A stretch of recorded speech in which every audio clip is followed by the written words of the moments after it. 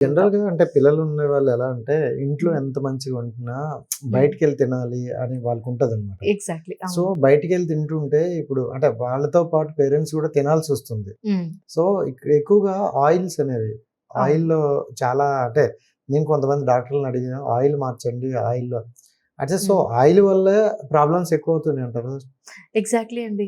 So, the dangerous thing ఏంటంటే ఇప్పుడు sunflower oil ఉందండి. హ్మ్. సన్‌ఫ్లవర్ ఆయిల్ ఉంది.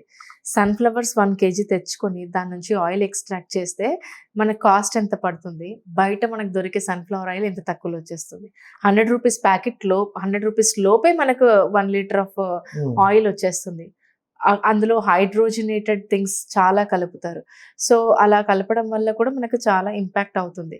మనం చిన్నప్పటి నుంచి మనందరికీ తెలుసండి. ఆయిల్ తక్కువ వాడాలి. ఆయిల్ తక్కువేసి వండాలి అని.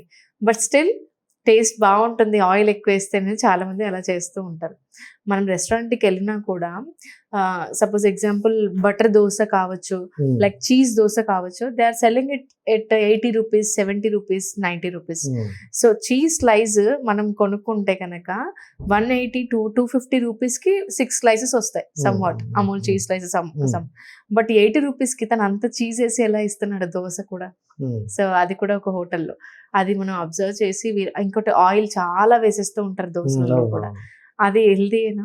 సో, ఇది కొంచెం మనం అబ్జర్వ్ చేసి ఫుడ్ తీసుకుంటున్నప్పుడు కూడా మనం ఏ ఫుడ్ తీసుకుంటున్నాం అనేది మనం క్రాస్ చెక్ చేసుకోవాలి. మన పిల్లలు ఏం తింటున్నారనేది అబ్జర్వ్ చేస్తూ ఉండాలి. అప్పుడే హ్మ్. మన హెల్త్ అనేది వస్తది.